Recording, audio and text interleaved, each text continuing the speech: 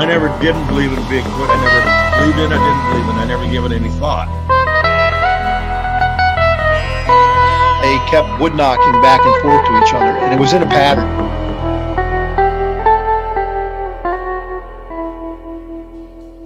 Barn owls don't typically throw rocks. I come across these tracks. Sasquatch is still not on my mind.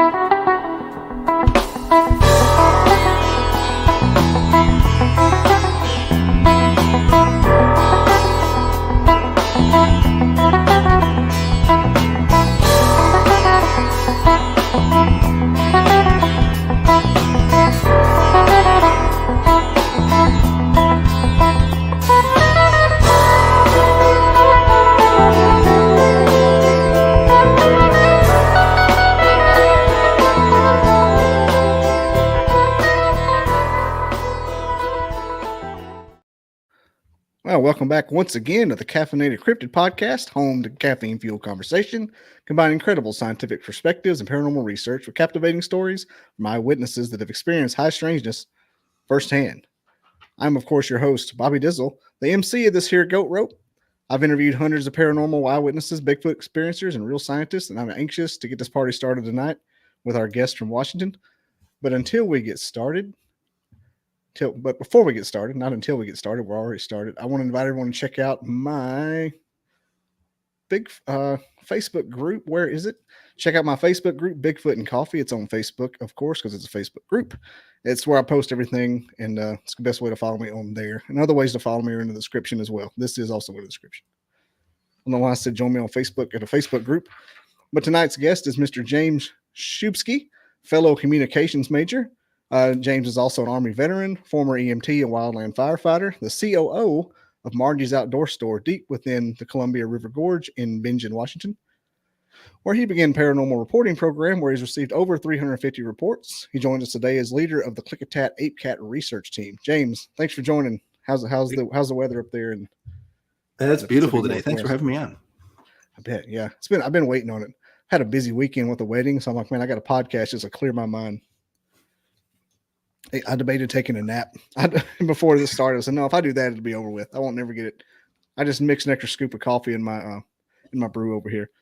But like I told you before, I usually do a little bit of reading and try to figure out, just what I'm going to talk about. I know what I'm going to talk about with you because you've got a gambit, a Magna Carta's worth of stuff to talk about. But I didn't read as much on the Klickitat Ape Cat because I wanted you to tell me some of the lore about it firsthand, and I can feel it like I'm watching a movie for the first time. So can you describe the ape cat? It's on your shirt, I see. Yeah. And just what's going on with that? So just for a little bit of background, about 3.5 years ago, my wife and I inherited an adventure store in the Columbia River Gorge. And so we sell outdoor gear and a bunch of other stuff. And right away, folks started coming in and telling us all these stories about the strange experiences they were having in the wild reaches of the Columbia River Gorge. Mm-hmm. And we were hearing stories about UFOs and Sasquatch. And then we started hearing stories about this big black cat. And the first story I ever heard was really kind of astonishing. So a guy said that he was orienteering out near Buck Creek. It's probably 4 miles from my store. Mm-hmm. And his compass started acting strange. Now, in the Columbia River Gorge, that doesn't mean a whole lot. We've got on our government maps warnings that say your compass readings will be off. There's a lot of electromagnetic anomalies and magnetic weirdnesses going on out here. And he said he was tracking along the creek and he looked up and he saw this enormous black cat, very muscular, black fur, long tail. And so right away, there's a couple of flags for me. Like I knew something was unusual. Mm-hmm. So we, of course, got cougars out here. But according to all the wildlife specialists that I've talked to, there's no such thing as a black cougar. Their fur, when it gets melanistic, goes from like a tawny to a reddish color, but never black, at least as recognized by science. The only big black cat in North America is a jaguar, but their range is 1,000 miles south of here. So we've got a black cat. That's kind of weird. And the other thing is that it doesn't run away from him when he sees it. And so a cougar will abandon a fresh kill just at the sound of human voices. And so there are two things right there that are kind of weird. And the other thing was he said that the creature was 4 to 5 feet tall at the shoulder. Now, that's way bigger than a tiger, right? And so it's way bigger than a cougar, way bigger than a tiger, way bigger than any living cat. And I did a little research on it. Turns out there is a cat that was that big in North America. It was an Ice Age North American lion called Panthera atrox. And this creature was 4 to 5 feet tall at the shoulder, and it weighed between 900 and 1,300 pounds. But it's said to have gone extinct, 10,000 years ago. But it's biologically possible. And so as he went through his story, he said, it took him a while to work up the courage to tell this story. But once he got into it, he said, and the strangest thing was that it had a face that kind of looked like a monkey. And I pressed him a little bit on that. He said that it had intelligent ape-like eyes, no fur on its face, and its snout was a little flattened. But it was certainly a cat. So the policy at our store, and the reason why we have 350 reports, is that we believe the witnesses. We don't question their sanity. We don't try to insert what we believe they saw into their experience. We simply take in the data and treat them with respect and dignity. And so this is a really curious case. I had never heard anything like this before, and kind of wanted to, do a little bit of follow-up on it. The next day I walked in, and all of my employees are really into the paranormal reporting program. They help me out a lot. Oftentimes they're the frontline folks who take in a lot of the stories that we get. And one of my employees, Missy, as I was describing this creature, she started shaking. And now Missy's the kind of gal, she is as honest as the day is long. And, she feels uncomfortable playing practical jokes on her coworkers because that's kind of like lying. So she's a pretty solid individual, loves hiking the outdoors. She goes and hunts waterfalls on her time off. And I said, well, what's going on? Why is there such an intense emotional reaction? And she said, James, I've seen that thing myself. And she was driving down Klickitat Canyon at dawn, and she saw this big black cat right near the edge of the street. There's a few scattered homesteads out there, and she didn't get a good look at its face, but she's definitely saw it had cat-like movements, black fur, long tail, very muscular. She even pulled over a car to watch it. And she wondered if she should get out and tell those houses that there's this gigantic cat predator near their property. She decided against it, and it's kind of a good thing she did, because when she told her family about it, they all kind of laughed nervously. And they told her that what she had seen, she'd probably just seen a cow and that she had made a mistake. Now, this is a grown woman. And it would be like if you saw a red Lamborghini driving through your town, and you went and said, hey, I just saw a red Lamborghini. And your friend said, red Lamborghinis are pretty rare around here. You probably just saw a minivan. Like, it's that ridiculous, right? Like this whole notion that you wouldn't know what you were looking at.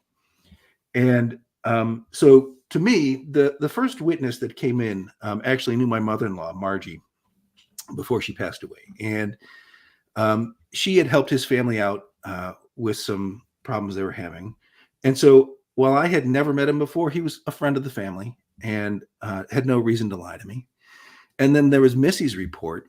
And so I got really curious about this.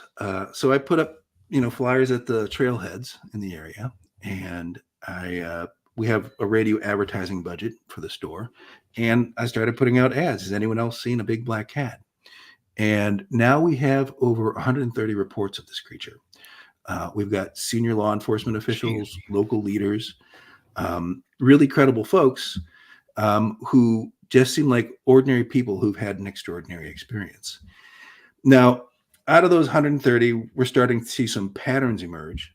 And one of those is that only about half of the reports describe this enormous size, that 4 to 5 feet tall at the shoulder. And the way that comes out in the stories is like, it jumped into the road, and its back was as tall as the hood of my Jeep Renegade, right? Wow. So we'll hear stuff like that. Or it was as tall as my like Honda Escort, or I guess it's a Ford Escort. Yeah. So like, maybe it was a Honda Civic. That's what it was. And so people will give these comparisons. Another woman said that she saw it after she climbed out of her tent to go pee at night, and it was standing sideways, with its side to her on a log. And she showed me a picture of the log, and there were 5 of her family members on that log. And she said, yeah, it was about as wide as all those people standing there together. That's how long the creature was. So it's only about half of the reports report this enormous size. All got the black fur, all have a very muscular build and the long tail. And interestingly, that Panthera atrox, the American lion cat, it is sexually dimorphic, which means that the females are much smaller than the males. So if it is in any way related, and don't ask me how it could be, to that type of a cat, or it's biologically possible for members of the same species to have 2 different sizes that are coming along and, that are expressing themselves. And then there are a handful of reports that talk about this monkey face. I would say less than 10%. And, at first, when I first heard about it, and we didn't hear about it again for a little while, I thought, well, maybe it's a reporting error or some type of trick of light from the way the guy was looking at it. And then I'll get another really credible witness come in. One was a woman who was a crew chief on a wildfire team. They were fighting fires out between Mount Adams and Mount St. Helens, just north of us. And he said the whole crew saw it on the first day of a 3-day deployment, and they wondered what the hell they were going to do if it showed up in their camp. And so every time I start to lose, faith in the notion that there's any part of it that's got a monkey-like face, we'll get another report to sort of from another credible source. So it seems like either we're talking about 2 different creatures, or it expresses itself differently, or who knows what. I was going to say, it sounds like there's more than one or something. Yeah. One that's more rare. So we call it the Klickitat Ape Cat because it was first seen in Klickitat County, which is where my store is located. And, that ape part of it was the first report that we had heard. And, of course, it's obviously some type of cat. So there's a lot of interesting theories about, why the hell we have got all these people. And the reports go back to 1968. That's the earliest report that we have. We've had reports of it with people see it on their property with cubs. And so it'll have younglings. So it seems like there's some type of reproducing population out here. And to be honest with you, it is a mystery to me. Like, I don't have, I can't really say for sure what the heck it is. I just know that we have a ton of people talking about it. And, it's one thing when people come into my store and, you could argue that they were, ready to make up a story or, whatever, or maybe they're predisposed to a paranormal kind of experience. But my rig is an old FJ Cruiser, and it's got this big decal on it, and all set up to go do paranormal research in the gorge. And so a lot of people see it, and I'll be like, like at Le Schwab and getting new tires, and the gal behind the counter will say, hey, what's up with your rig? And I'll say, we got all these reports of this big cat. He said, I saw that thing out south of the gorge when I was 12 years old, and my family was going out there to pick up some rabbits. And so it's part of the culture out here. So many people have seen it, and like I said, it's a big mystery. There are some Native American traditions. There is a race of what they call supernatural panther protectors. They come from the underwater realm. And, when Native Americans talk about things coming from like the sky realm or the underwater realm or the earth realm, they're talking about something that seems to have 1 foot in the physical world and 1 foot in the spirit world. And these Mishepeshu are described as underwater panther protector, a race of these underwater panther protectors. And one of the descriptions I read is that it looks like a black panther with the face of a man. We have petroglyphs in the area. Some of them are thousands of years old, and they have seemingly strange cats depicted in them. So that's, one lead. North of us, about, I'd say 25 miles, there's a place called East City Ranch. and ESETI stands for Enlightened Contact with Extraterrestrial Intelligence. It's right there at the base of Mount Adams. And for decades, Jim Gilliland has been inviting people out to his property. People come from all over the world to watch UFOs fly around Mount Adams at night.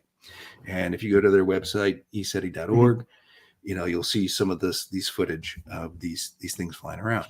And they claim to be in contact with a number of extraterrestrial races. One of those races is basically a feline human hybrid. And it seems like those creatures or those beings that they are in contact with are more humanoid with a feline face rather than feline with a human face. So that's another possibility. But I think, surprisingly, the most rational explanation is that it escaped from the animal testing lab at the Hanford nuclear site just upriver from here. Had that on the notes there. No, I wanted to ask you before we go any farther, where are the petroglyphs located over there? Like, are they in a cave or like I know I saw the gorge. Yeah. Oh. I don't know if there's a way for me to share images, or if it makes even sense to do that on podcast. So the Columbia River Gorge is about 80 miles long, and it's about, my store is about 60 miles east of Portland. So we're in Washington State, and the Columbia River forms the border between Washington and Oregon State. Right in the middle of all that is the Cascade Mountains. So we've got 3 stratovolcanoes that are within 25 miles of the gorge. You got Mount St. Helens, which erupted in 1980, Mount Adams, which is part of the first UFO sightings in America, and Mount Hood in Oregon, which is a huge Bigfoot hotspot. And those Cascade Mountains form a rain shadow. And so the western half of the gorge is a traditional brooding, mysterious Pacific Northwest rainforest. The eastern half is this like beautiful, austere, almost spiritual desert area. And that's neat. Yeah. So there's this place called Horse Thief Butte. It's like sort of like a flat top desert mesa, the kind of thing that, you'd see in any Western movie. But what's really cool about it is when you get up close to it, it is riddled with a labyrinth of hidden passageways and natural amphitheaters. And there are petroglyphs on the walls there. And it's right above an area called Horse Thief Lake. So there's this big mesa right next to the river. And then there's probably a 300-yard open plain. And then it drops down another 100, 250 feet to a big lake that's right next to the Columbia River called Horse Thief Lake. And on the far side of that lake is this whole collection of petroglyphs. You can drive up, hop out of your car, and see 40 petroglyphs right there, right in the sunshine. And so it's in the desert areas that the petroglyphs are best preserved. On the other side of the mountains, there's just too much growth. Nothing would last. But like the a desert jungle. would be able to preserve it all. So thanks, Planet X. Thanks for the tip there. Sorry. Yeah. And in fact, I may have had a sighting of this creature before I even knew that it existed. I was out hanging out in Horse Thief Butte and looking down into the lake. There's a sort of notch that you can see down into there. It was getting close to sunset, and I saw this really big creature swimming around in the middle of the lake. It was bigger than a man, but smaller than a car. So somewhere in that range. I could judge the size because there's waterfowl out on the water, and you could kind of get a sense of how big it was. And it was dark furred, apparently, and it was sort of patrolling the center of the lake, swimming in circles, and then it would submerge for up to 5 minutes and then come back up again. And I was scratching my head trying to figure out what in the heck kind of creature has that kind of behavior. We've got black bear out here, but they're point-to-point swimmers. They're not going to, just sort of patrol the middle of a lake. That does make sense. And black bears do not submerge for 5 minutes and come back up. I watched the thing for 15 minutes. It was probably 700 yards away. I didn't have any optics with me. And so, and I just kind of chalked it up like, what the hell did I just see? Like, it was a kind of a big mystery. It was only after we had probably over 3 or 4 dozen reports of this big cat creature that sort of made me wonder. And the reason why is that jaguars are excellent swimmers. In fact, they can hold their breath for up to 20 minutes, I'm told. And so it was only then that I started to put together the pieces on it. So it's more like I saw them catch crocodiles and submerge in the water and catch crocodiles in the Amazon. I was going to say it couldn't be a regular cat because regular cats hate swimming. So it's got to be something out of the ordinary. And it was way, way, way bigger than a cougar or a bobcat or any of the other kind of critters that are out here. So, like I said, I can only call it a possible ape cat sighting that I had myself, and I had no context. Since then, we've had a couple of other reports of folks seeing it swimming in water. There's a sort of a dilapidated, one of the towns out here, the Dalles, was the end of the Oregon Trail. And so it ended right there at the Columbia. And there's this old homestead that's really just weathered boards at this point, and a couple of structures. And it's right next to this little Shiloh Inn hotel. A woman who was staying there took her 2 little dogs out for a walk in the morning. And it is right next to the river. And she saw a gigantic black cat. It was dripping wet. And she thought for sure that it was going to snap up her dog. So she get out of there. And but yeah, so we've got reports of it, these creatures seeming to be able to swim and do it effectively here in the gorge. But like I said, the most likely, reason why these creatures are here is this animal testing laboratory at the Hanford nuclear site. And so so Hanford was a part of the Manhattan Project. So back in World War II, the Allies are terrified the Nazis are going to unlock the secrets of the atom. Everyone is aware of the bomb and how there's all those scientists, Oppenheimer and those guys in Los Alamos working on the bomb. But the U.S. government basically confiscated 600 square miles of arid desert land in Washington state, and they evicted everyone who lived there, including the Native Americans. It was right along the Columbia River. They needed a space that was sort of remote, that it had waters for cooling, and that it had abundant electrical power. And so there's the Grand Coulee Dam up there, and they could get power from it. It was built in the 1930s. And so this is where they built the world's first reactor, industrial scale reactor, and they were forging the plutonium to be used in the bombs. It's a super top secret event, right? And what a lot of people, I think a lot of people know that Nazis were really into building super soldiers and super animals. They had even resurrected an ice age creature called an aurochs and populated a forest in Poland with these things, these gigantic, hyper aggressive bull-like creatures. And in the 1920s and 30s, we were just learning that radiation could induce mutations. And so the Allies were also worried that if the Nazis were meddling with atomic energy and radiation, that they would be using the mutative powers to create super animals. And so from day one at this Hanford site, they had a biologist there to run this animal testing program. His name was Dr. Lauren Donaldson. He was out of the University of Washington. His only academic achievement prior to getting this posting of note was that he had actually created a super animal. It's called the Donaldson super trout. It's a creature that's still alive and vibrant today. And it's a trout, but it's 8 times larger and stronger than a normal trout. It reaches sexual maturity in half the time. It can swim in fresh water and salt water. Super survivable, super good swimmer. And so he's the guy that they picked to run this animal testing laboratory. And so we all know how the war ends. Interestingly, so Hanford goes online September 1944. And then in February of 1945, they deliver the first plutonium. In January of 1945, so the very first month of the year, right before they deliver the plutonium, there's this Pasco Naval Air Station. It's about 60 miles south of this Hanford site. And F-6F Hellcat Navy fighter planes get scrambled to intercept a glowing object over the reactor. It's this orange glowing object, and they send these guys out. This is probably one of the very first UFO sightings in America that is recorded. And this is from pilot interviews.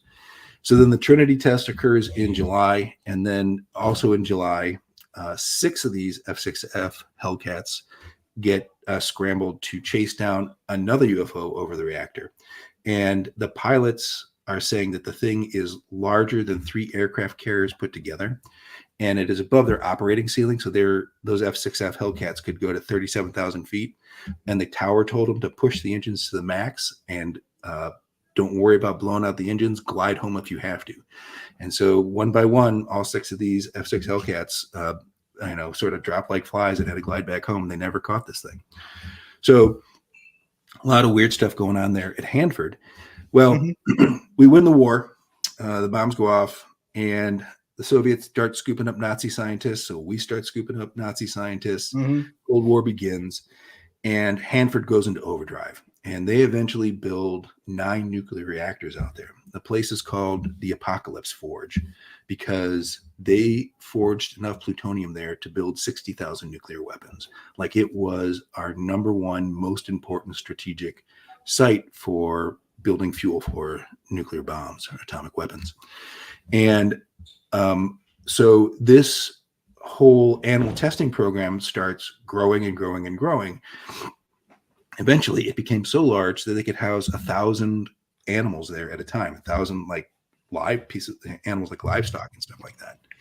And they're doing all kinds of crazy tests, and a lot of what we know about nuclear medicine comes from Hanford. And I found a whole series of oral history interviews. So Hanford closed down in the 1980s. It is now North America's biggest cleanup site. They have not only contaminated, tanks of water that are irradiated. There's a whole slew of chemicals and chemical baths they use to do this thing. So it is literally the biggest Superfund site in America, bar none, probably in the whole, Western Hemisphere. And so they're doing all these crazy tests out there, and then it closes down, and they do this. It's now a national park. It's part of the Atomic History Program. And they did a bunch of interviews with the scientists and all the people who work there. I sort of found out about it because I read a newspaper article that they found a boxcar, like a railroad boxcar buried in the desert, filled with radioactive animal carcasses. And I was like, what the hell is this? And so there's this guy who was in charge of the animal testing laboratory sort of in the late 50s, early 60s, 70s, and into the 80s. And his name was Bill Bear. And he talks about how they were irradiating apex predators, and those predators escaped. And they couldn't recapture them. So basically, they had a whole bunch of alligators, about 30 alligators. And one night, one of these experimental apex predators sort of got out of the pen and got into the Columbia River. It was captured by a fisherman who killed it and stuffed it and put it in a sporting goods store in town. And the Hanford Atomic Energy folks went in there with hazmat suits, and because the thing was radioactively hot, and they pulled it out. And they tried to keep that hush hush. And then about 6 months later, 6 more of these gators outsmarted the scientists, and they made sort of a group break for it. And 6 of them escaped into the Columbia River. And they pretty quickly caught 3 of them. And then it took them a few more months to catch the 4th. And after 6 months, there were still these apex predators, experimental creatures still swimming around in the Columbia. And they called them because they didn't think that they could catch them. They thought, they'll probably just die in the cold weather as winter shows up, and we don't have to worry about them. Were there any pictures or anything of those? What? Were there any pictures? Sorry, I was going to ask you about those gators. Were there any pictures of them or anything? Yeah, there's a picture. Bill Bear, in one of these interviews, holds up a picture of the device they used to irradiate the alligators with the alligators in it. There's 3 separate interviews where he talks about this. Wow. It is, and because they didn't want to create a panic, they knew that a fisherman might catch it because of the first one. They put out press releases talking about it in the local newspaper. So there is a ton of historical verification for this. It is not a maybe story. It's 100% true. It's not like a rumor, or I heard a guy who said something about this thing. No, it is like part of the National Archive of the Hanford history.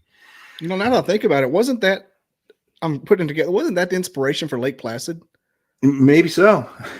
Yeah. Because they, circling back a little bit, James Szubski, they brought the Nazis here where I'm at, to Huntsville. That's why I have a job. And And just across the state line in Tennessee was the other place they enriched the plutonium, Oak Ridge, Tennessee. Yeah. Yeah. So yeah, it's kind of wild, like the way they picked those two places. Mm-hmm. And yeah, and so I mean, that knowing that there are alligators out there, I mean, they were doing crazy stuff. I've heard interviews where they had atomic heart pumps that they were installing into animals. There's another story about this lab technician who was literally working for a Nazi scientist. Like the guy his dad was in the SS. He talks about it in the interview. He was in the Hitler Youth. He was a German fighter pilot, and he, after the war, eventually emigrated to America and went to work at Hanford. And they were doing dental implants on macaque monkeys. And these creatures were super strong and super smart. Like, so much weird stuff was going on out there. But this doesn't get us any closer to cats, right? No. And so before I talk about cats, I have to talk about dolphins. And the reason why I want to talk about dolphins quote of the day right there. Since 1958, the U.S. government has used dolphins to guard some of our most sensitive sites. In fact, right now, a quarter of the U.S. nuclear stockpile is guarded by dolphins. And the reason why is that many of our most important nuclear sites are on waterways. And one of the biggest threats is if you have Soviet scuba divers coming in, especially coming in at night to surveil or sabotage your facilities. And so it is really difficult for sonar, especially like in the 1950s and 60s sonar, to tell the difference between a Soviet scuba diver, spy, and like a sea lion or a tuna fish or any other of the creatures living in the water. And so they recognized that they could train the dolphins to identify these creatures, and they created this contraption apparatus. Basically, they would train the dolphins to swim into the divers, and this clamp would come around them. And then a balloon would inflate and would bring that diver to the surface. And then these atomic security forces would come and scoop them up and gather all the data, because a dead diver at the bottom of the ocean doesn't tell you anything. You really kind of want to, get intel out of it. And so this is a super effective program. Lots of success stories, and it's protecting our most important nuclear sites. And they would have loved to bring the dolphins into to guard Hanford, because there's 45 miles of the river, 90 miles of river coastline. How in the heck do you guard that? Like, that's a really challenging security problem. And so they couldn't bring dolphins in because dolphins only operate in salt water. And so Columbia River is freshwater. It just is not going to work.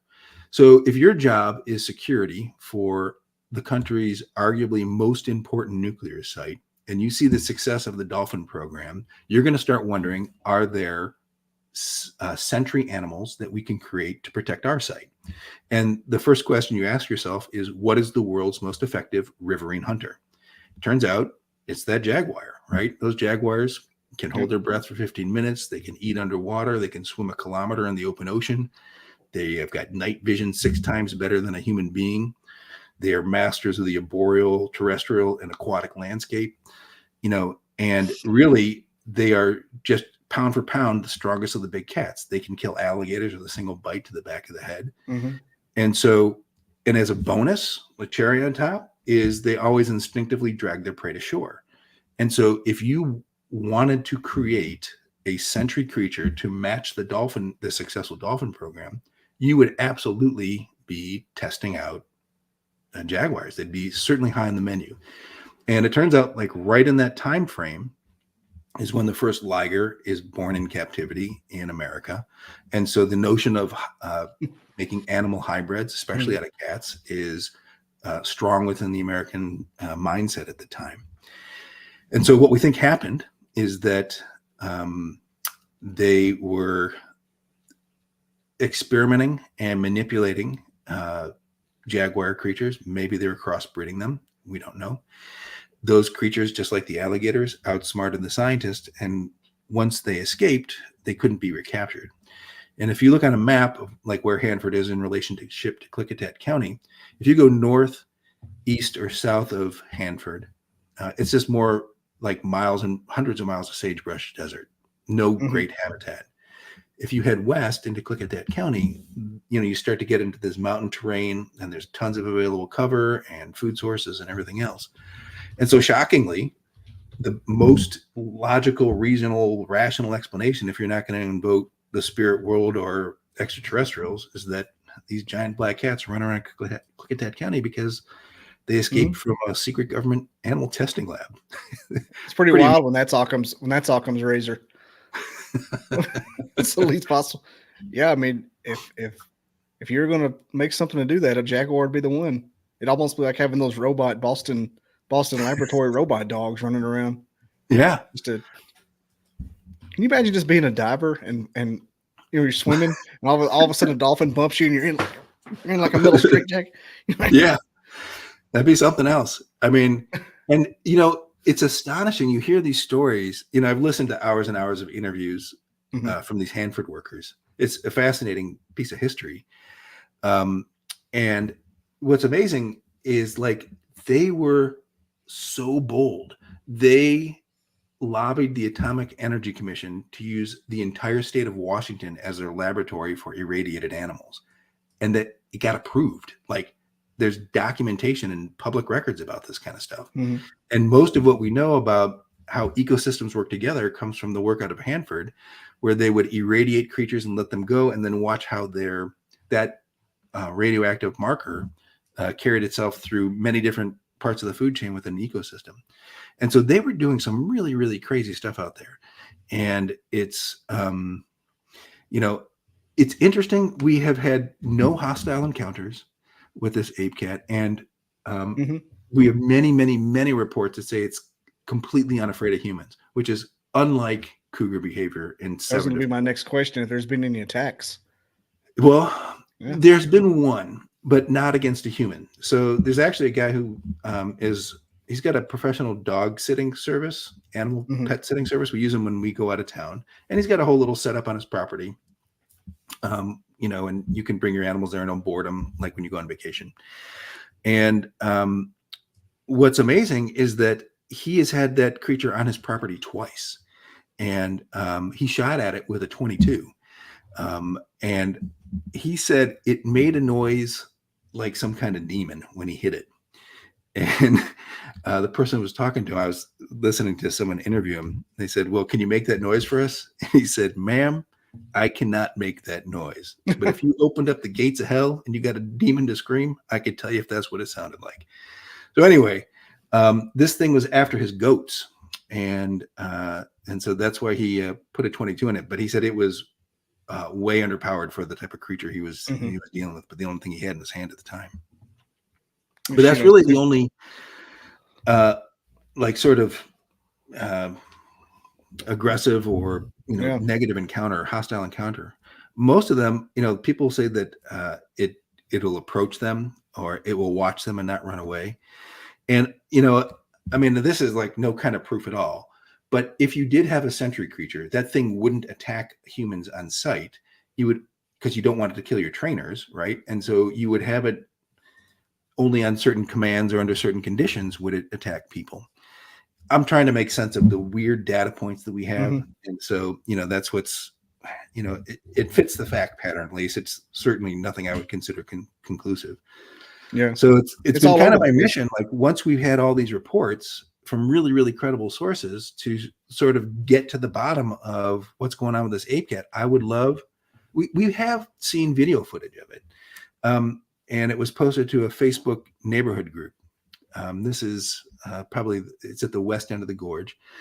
And, it's crappy Facebook video and it's, it looks really, really small, but you definitely see this feline creature moving through this field of tall grass. And the woman who's narrating says, "We were out watering the dogs and we see this creature. What is it? It's definitely some kind of big cat. It's got cat-like movements. It's not a bear. Does anyone else know what this is?" And so we've had, and so she posted on Facebook, and it's one of those private groups. And it kind of looks like, classic blob squatch stuff where it's small and moving along and you really can't tell what it is or see its face or anything like that. But I am fixing to, I've been thinking about offering a reward for anyone who can bring me like good, clean, clear video footage of it. People have told me that they've captured pictures of it, years ago or, on their property or whatever. But I think people need an incentive to bring that footage in, and so we can really take a good look at it. Yeah, I bet it doesn't do the whole magnet thing would ruin all the cameras and stuff when it gets near it. Yeah, You'll be able to get something. Now there is one really kind of wild report that there's only one report like this one, and it's far south of the Gorge. So this is sort of in the middle of Oregon, probably more than 100 miles away from where we are. This woman said that she was walking on the trail with her sister and her sister's boyfriend. They came around a corner, and there was a big puddle at a Y in the trail. And there was this big cat-like creature, black fur, long tail, leaning over and drinking from the puddle. And then it looked at him, and it had yellow eyes, malice in its face. It had a leathery face, shortened snout. And then it got up on its hind legs and ran off on its hind legs. So it's one report. Hard for me to say, like, it's not any kind of pattern or anything like that. It just so happens that one of my friends who is a medium, she's the kind of person who talks to dead people. And she's been doing that since she was 8 years old. And she has worked with police departments around the world and helped locate the remains of deceased people. And part of her skill set is that she's like a human lie detector. And she was there when she just happened to be in my store when this woman came in and gave me this report about this cat-like creature that got up on its hind legs and ran away. And afterwards, I conferred with her. Well, first she asked the lady, "Who's the blonde-haired girl who doesn't want you to talk about this?" She said, "That's my sister. She doesn't want to talk about it at all." So she kind of like knew facts. But afterwards she said, "James, that woman was believing what she was telling you. So take it for what it's worth." But again, I can't say that I've got hard evidence that this creature exists. But the quality of the people who are reporting the sightings and the all the evidence around it, it feels like it's pretty real to me. Makes you wonder if it doesn't go back to wherever it is at like certain periods of time. Yeah. Since they're not widespread or found, like maybe they just roam around and go back to some abandoned warehouse. Well, I think a cougar can travel up to 25 miles a day. Yeah, So, I mean, if that thing was, if they created those in the 60s, they could be all over America right now. Probably just, but we just have an incredibly high concentration of them here. Maybe because this is where they started. But again, I'm not making some kind of grand claim that 100% real, and I've seen it myself. Like I might have seen something that might have been it. But I can't, like, it's almost like I'm kind of well known in the Gorge now because of this program, and people will stop me at restaurants or, the grocery store or post office or whatever, even in the middle of the street, and say, "Hey, James, I got to tell you about this experience I had." And that happens to me all the time, with Bigfoot and UFOs, but really frequently with this cat creature too. Well, what else swims up there? A moose swim. Yeah. They don't swim like that. Yeah. So the creatures that are big enough are elk and black bear, but they're not, black bear is not bigger than me. Elk don't really do that though. They just kind of flop around in a mud hole. Yeah, exactly. And so it's a real head scratch. I was like, what the heck am I looking at? Like, and I was, wishing I had binoculars with me, but I didn't. And what's crazy is I was in that Horse Thief Butte area, and literally if you drew a straight line from my eyeballs to this animal to the petroglyphs, it would hit this cat petroglyph on the far side of Horse Thief Lake. And so if this creature has been creeping around since prehistory, the Native Americans may have been encountering it as well. Like I said, I'm kind of grasping at straws. Like until we have more evidence, until like maybe we get some DNA or whatever and can look at it, we won't know. Some wild theories are floating around, like it was resurrected from the Ice Age creature, or it never died, and there was some type of pocket of habitat that it was able to maintain in for thousands of years. And it seems impossible, but so think about like gorillas had been reported since 400 BC, and Mhm. it was only in the 1900s did science recognize Like it. the 60s, wasn't it? 50s or 60s. It was early. It was in 1901, I think, for gorillas. Oh, I was way off. And yeah, but another creature that's like that is the platypus. They Yeah. even dissected a platypus and in the 1700s deemed it a clever hoax. And so, and of course, you probably know about, your listeners know about Gigantopithecus, the 8 to 9 foot tall or 7 to 8 foot tall Oh yeah. ape. So there's a lot of beings out there for sure. Giant squids, another one, they weren't recognized until 2004. So yeah, it's not impossible. And so if you just took the landmass of the Cascade Mountains, basically you got lower British Columbia, all of Washington State, all of Oregon State, and Northern California. It's about 80,000 square miles, which is roughly the size of the 10 smallest states in the U.S. combined. And the population density, like in my town, is 10 people per square mile. But you get into the rough wilderness out there. I mean, this is inaccessible. I was a search and rescue EMT in this area, and I can tell you, the trails and roads are these thin ribbons running through this vast and very rugged wilderness, and things could hide out there forever, and you'd never find them. There's lava beds and steep mountains and just this vast terrain. And you'd say, well, people would see something, like, aren't there loggers and stuff like that? Well, yeah, and the loggers see Sasquatch, and the loggers see the cat, and the loggers see these things. But it's not like you're logging, you're gonna be like, hey, let's go catch that giant creature and see if we can bring it home. Like, that's rarely the way a mind goes when you're out there. And so it could be possible that there are, these pockets in this, really, really rugged, dense wilderness area where it certainly could support populations of these things, and we might not run into them every day. They said, I've got a replica skull of this Panthera atrox in my store. It's huge. Like, it is gigantic, bigger than a lion skull. And when you look at the nasal passages of it, they estimate that it could smell things up to 1.5 miles away. And so if it didn't want you to see it, it would know you were coming, like literally 1 mile away.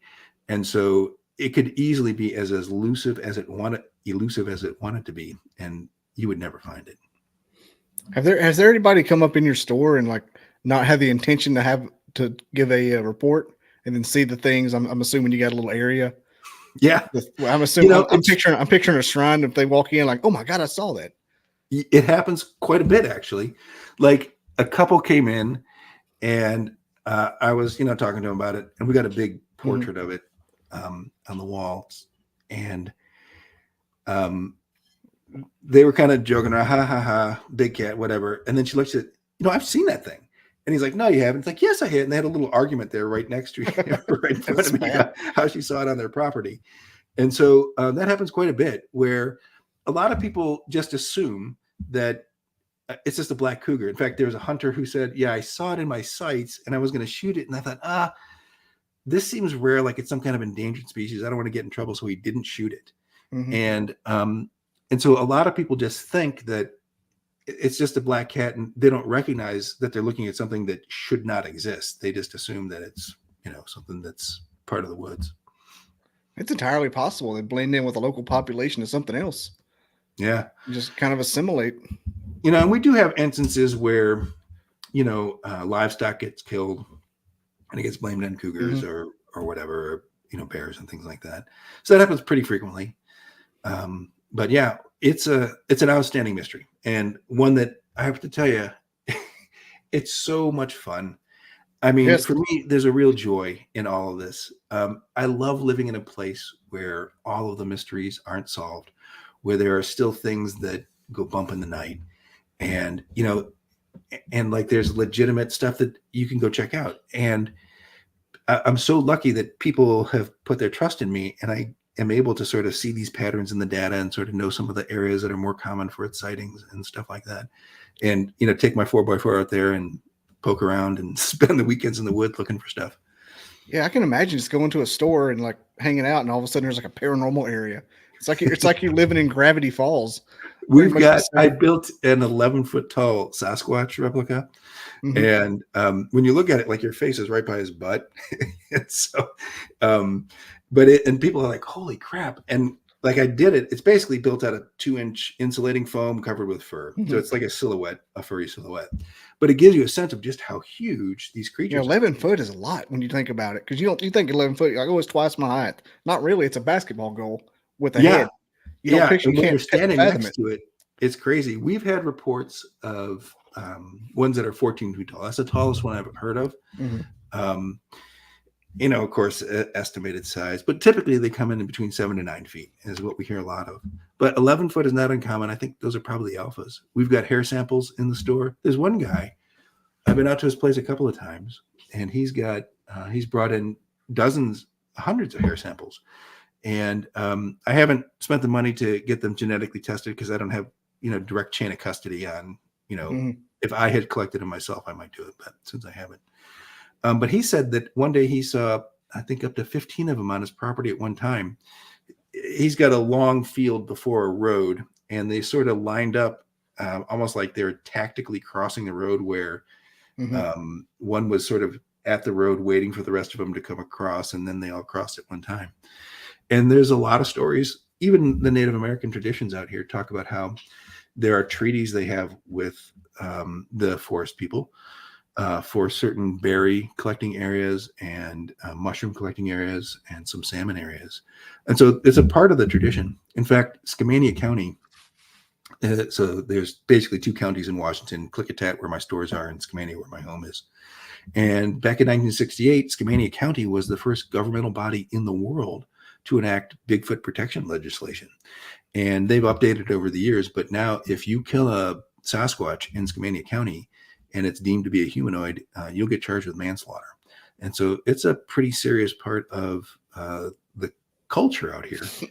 And it's just kind of amazing. Like, it's sort of like, I mean, my wife and I were living up in Seattle where there was 4,000 people per square mile. And we wound up inheriting these kind of, this amazing business. And now we live in this stunningly beautiful paradise that's filled with all these mysteries and mythical creatures. It's just been amazing. Like it's been, I can't tell you how lucky I feel. Never a dull moment up there.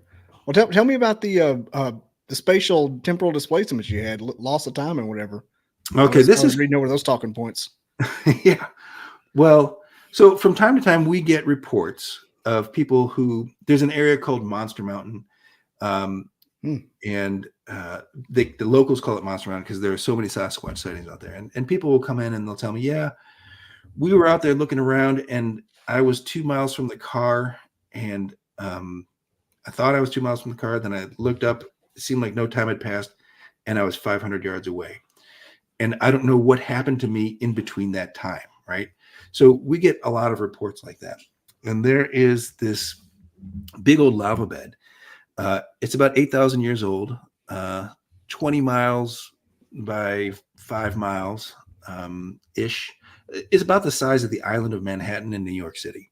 And it is some of the most rugged terrain. I am a decorated infantry veteran and a wildland forest firefighter and a search and rescue EMT. And I have had professional training from several world-class organizations on how to do land navigation. In fact, if I, because of the work that I do, if I don't get land navigation right, people die, right? Like that is literally the level at which I have to have my expertise.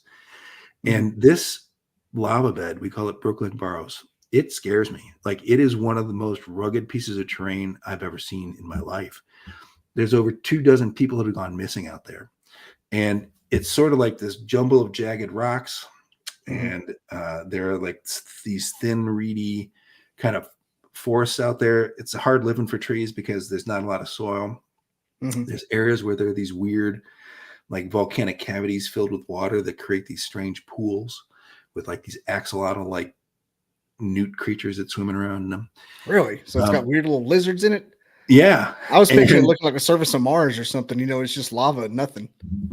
Yeah, and it's been fascinating to me. There are no trails in it, and there's just this one, like it's a 4x4 track that scratches into like the lower quadrant, maybe a quarter of a mile, and it leads to these pools. And there's caves in there. A whole set of weird stuff goes on out there, and compasses don't work there, and cell phones don't work there.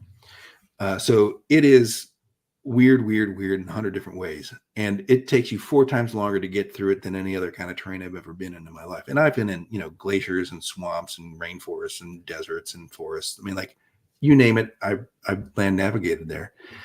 This place is crazy. And in fact, a guy went missing out there, Chris Zitzowitz, back in 2014, and he was looking for a cave with his buddy. They separated for just a few minutes, and then he vanished off the face of the planet. And they, within days, had hundreds of searchers out there, dogs, helicopters. And what's really weird, so I've been on scores of search and rescue missions, and the military never puts boots on the ground for a civilian who gets lost. Like, you might get military if a plane goes down, or especially a military plane goes down, they'll show up for that kind of search and rescue mission. But and they might send a Navy chopper or a National Guard chopper out to help you extract a victim, but they never put boots on the ground. And when Chris Zitzowitz went missing in this Broke Leg Barrows area, the Air Force search and rescue team showed up, the pararescue team. These are like the most elite search and rescue guys in the country. And for some reason, in this place, they show up. Now, we've got tons of stories of Sasquatch out there. Lots of strange occurrences happened out there, including all these different missing people.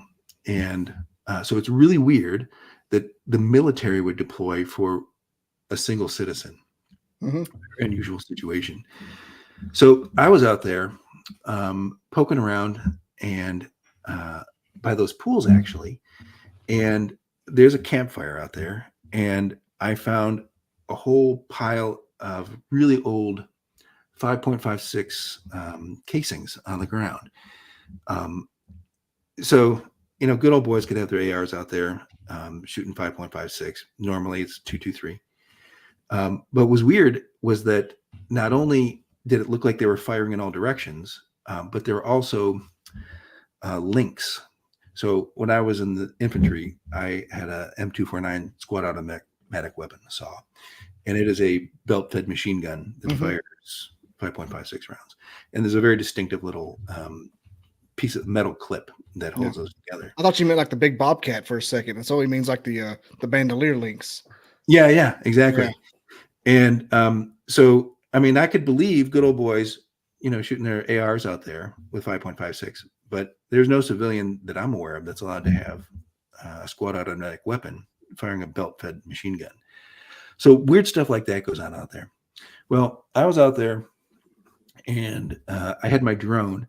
And so you have to imagine that when this lava flowed through here, it sort of hardened into these rocky formations. A lot of times the top would harden and the lava would flow through underneath and then create a cavity, which becomes a lava tube cave. And so you've got this hardened structure and it's insulating, and then all the lava pours out and leaves behind sometimes they're miles and miles long. There's over 600 caves in the area. So, there's a lot of them out here, but then it's a thin roof and those will collapse and they'll create these trenches. And so just for the sake of simplicity, imagine that I'm at the southern, there's an east-west trench. All right. And it's about 200 yards in this lava bed. I can see my car, my 4x4 off to my right. And so there's this trench, probably 200 yards long, east and west. And I fly the drone up and down it a bunch of times. And then finally the drone crashes at the far east end. So I go down, pick it up, and then I walk the length of that trench, and then I make a 90-degree turn, and I'm going to go deeper into this lava field. And so I walk another, what I thought was, 10 minutes that way. and I find this another really cool trench, one that I had never seen before. So I whip out the drone again and I start flying the drone up and down. And I look over my shoulder and I see my rig. And it turns out that I wasn't, 800 yards deeper into the thing like I thought I was. I was exactly where I had crashed the drone the first time. And I have no idea how I got there. And, when you're land navigating as a professional, there's like 100 things that are going around on background systems. Like you're marking landmarks, you're keeping an eye on the position of the sun, you're doing your pace count. There's a whole set of things that you are doing to ensure that you'll be able to find your way out. And I was doing all those things that I always do. And I have no idea, none whatsoever, how I wound up back at a place where I started. What's even worse is when I'm in the wilderness and I've been at a place, I always know that I've been there. It's sort of like when you see a face, like you recognize it. And when you're land navigating at a professional level, it's sort of the same thing. And that's one of the ways you don't get lost is you are noting the landmarks and the terrain and the angle of the sun and all that other kind of stuff. And it was just shocking to me that not only did I not know how I got to where I was, not only had not 15 minutes passed, but 2 hours, but I was looking at a place thinking it was someplace that I had never been before. And it was only like waking up from a dream and looking and seeing my car that I, sort of snapped out of it and recognized, oh my God, this is the place where I had just spent, 15 minutes studying it with my drone. Completely flamboozled me. Like I've never had an experience like that in the wilderness ever, where I was so turned around that I didn't even recognize a place that I had just been. So, it's me telling a story, no way to really prove what happened here. And, part of it is that when I was in the Army, I was stationed at Fort Lewis. And when Mount St. Helens erupted in 1980, there was this whole big effort, and the military was deployed to help with cleanup and evacuations and stuff like that. And when I was there in 1988, there were some of the older soldiers who would tell these seemingly bullshit stories about how they were part of or they knew somebody who was a part of the St. Helens rescue mission. And they saw tons of Sasquatch bodies, and they were getting carried away in these cargo nets under Chinook helicopters. And there's this one story where the infantry was pulling security for some type of Air Force group and some type of scientist group. And they were going around to these different caves in a 2.5 truck. And when they got to a cave out of the back, this big ass Sasquatch with burn marks on him would go into the cave and holler. And then they would either bring out wounded Sasquatch on a stretcher, or they would bring out deceased Sasquatch bodies. And he seemed to be communicating with the scientists, some type of language. And, so soldiers bullshit each other all the time. And whenever I heard him, I was like, yeah, whatever, sure. Good story, bro. But now that, so there's this document, I think it was written in 1975, and it's called the Washington Environmental Atlas. And it's produced by the Army Corps of Engineers. And it basically describes all of the geology and plants and animals that live in Washington State. And on page 58, there is an entry for Sasquatch. And it talks about Sasquatch as being one of the creatures that live there. It has a map, and it shows areas where they've been seen historically, their habitat, historic and current. And there are markings all around Mount St. Helens, and there's markings in this Broke Lake Barrows area. And so it's a public document. You can look it up and see for yourself. There's also out in Spokane, which is east of us, there's the Fairchild Air Force Base where they have a pilot SEER school. It's that search, evasion, or search, escape, survival, and evasion school. Basically, when a pilot crashes, they have to know how to get back across enemy lines. This is the school where they teach how to do it. And Washington State is where you do your practice.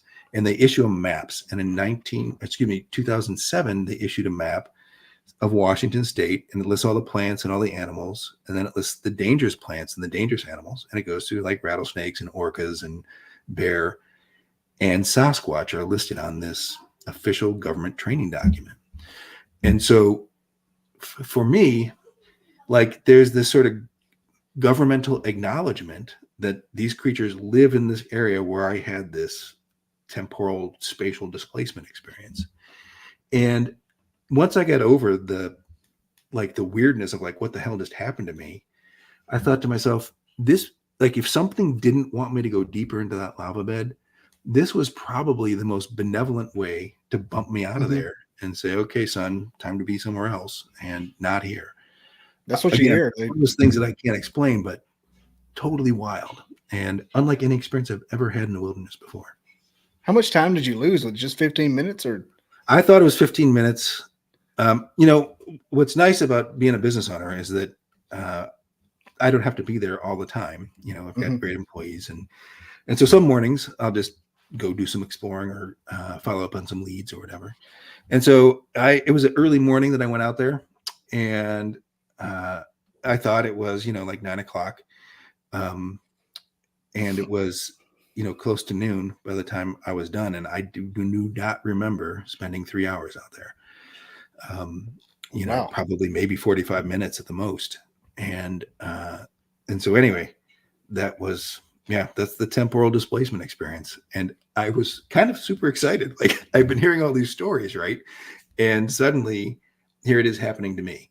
And it was kind of awesome, to be honest with you. Now, at least you didn't come to two and your shirt was on backwards or something like that. That's like a worst case scenario. That would be bad. That would be awesome. I can tell you that. Here's a question. Have you or any of the people who you know of with your reports ever had a near-death experience? That hasn't come up. It seems like people have the sense, like, we don't get a ton of missing persons reports because oftentimes people don't think, oh, this is a paranormal experience. They just think the person went missing. But I am kind of the mind that a lot of the missing persons that happen out here may have some type of paranormal component to it. Well, for full disclosure for everyone listening to you, my Chrome browser is acting up, so I can't see the comments. But I know I was looking at the lava tubes, or zooming in on where you were talking about, and my Chrome browser just took an ultimate dump. And so now I'm looking at like pixels, and I'm assuming it's still good because I can still see you and me. But I can see you just fine. Yeah, so the show must go on. But the paranormal entity didn't want me looking any closer at your area, so I'm like, yeah, all right, I'm not going to do it. I won't look again. But I know someone said missing 411, and I know a couple of those happen close to there. Yeah. The missing 411s did. I would love to talk to David Pilates, but I've talked to an astrophysicist, economist I think he was from Brigham Young, and George Mason. I don't know. If a college isn't in the SEC, I don't take the time to know their name. But I think it was George Mason, and I just felt like I was a child listening to a demigod talk. I'm like, I can't talk to you. I have nothing. My stupid humor is not. So I don't know about talking to David Pilates, but I'd like to. Yeah. And if you're in the comments right now, I can't see them, and I see there's like a few people watching, but I wonder spread if I the words. Yeah, see. I think I saw Kassoon. He's from Sri Lanka. He's on there. I'm not seeing. You can tell when Kassoon. Oh wait, maybe when Kassoon shows up, I know it's time to close it because it's getting late because he's awake in Sri Lanka. Yeah, I know we're getting late over here. Yep. Most people are just saying thank you and interesting and stuff like that. Yeah. Not a ton of questions so far. It's a weird. I thought about doing these later to get the California crowd in here, kind of, but I don't want to stay up that late because I still got to eat supper and everything here. Yeah, this has been fun though. Do you have anything you want to plug? I know I've got your websites and everything you have are in the description. I always forget to do that. Yeah, go ahead. So basically, we check out margiesoutdoor.com or margiesoutdoorstore.com. Both will get you to my website. And there's a little bit of information there. We've got our online paranormal reporting form there. And so a lot of folks, we typically only really respond to paranormal reports from the Gorge. And so I absolutely encourage anyone to come out here and check it out. It is one of the most stunningly beautiful and unique places in the world. you'd fly into Portland and just drive about an hour east of there. Margiesoutdoorstore.com. Also, Margie's Outdoor Store on Facebook, Instagram, and we got a few things up on YouTube, but hopefully we'll sort of get that a little more energized. We've got some maps and things like that, some guides, some paranormal guides to the areas, but I haven't got my online sales going. So really, those are for folks who are in the area and want to stop by the store. I'm very proud to tell you that we have won 13 Best of the Gorge awards, including Best Place to Take an Out-of-Town Guest and Best Attraction in the Gorge. Now I kind of want to go. I'm looking to get like an RV and travel up that direction. It's a good idea. It is super cool out here, and I promise you, you will have some kind of weird ass experience. Like that's what I'm talking about. It's real life Gravity Falls is all it is. It sounds like to me. Yep. Do you serve food? No, we have like, packaged food and stuff like that. But it's a small town. There's about 900 people in the town of Bingen, and then our sister city is White Salmon, probably about 2,000 people, and then across the river is Hood River, kind of famous because it's like one of the world's like most important popular windsurfing areas, and so they're probably a little more built up. They probably got, I don't know, maybe 10,000 people living over there. I feel like Margie's Outdoor Center would be a place to get a biscuit. I think if it was in Alabama, it would. Have you ever heard that song Bubba Shot the Jukebox? I can't say that I have. It takes place at Margie's bar. Oh, well, there you go. That's the first thing I thought of. We were all down at Margie's bar. Holy shit. Well, the podcast is over, and thanks for coming on, and I just got to figure out how to end it. So this is like garbage time. So when I tell you my browser took a dump, I've never seen anything like it. Let me don't go anywhere, anybody, because this may be entertaining. I may drop off and come back. I'm gonna hit refresh. Hi everybody. I now run the Caffeinated Cryptid podcast. Just kidding.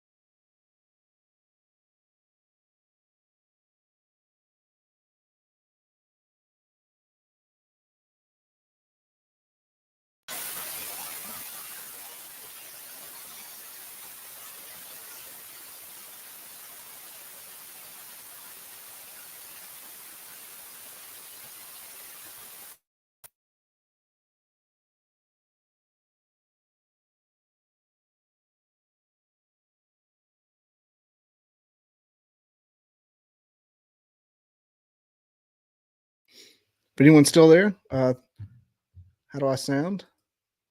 Guess I sound good. I'm sorry the podcast took a dump like that, but it was over. And I'll edit this out on YouTube. So if you're watching now, you're getting bonus content. Anybody else have any questions you want to ask or anything anything you want to say important? Because I'm about to wrap it up. And thanks everyone for watching. Look, Kassoon, this is the first time Chrome's ever given me any fits. And I don't know what happened. Like, I was zoomed in on the area that he said had a paranormal happenings, and the thing just took an epic dump. Like, I don't know. So, yeah, I'm going to play this. It's embarrassing. What are you going to do? I'll edit it out for the podcast anyway. I'll edit it out of here. All right, we're going to end. I'm going to hit that exit music, and peace out, everyone. I never didn't believe in Bigfoot. I never believed in it, I didn't believe in it. I never gave it any thought. They kept wood knocking back and forth to each other, and it was in a pattern.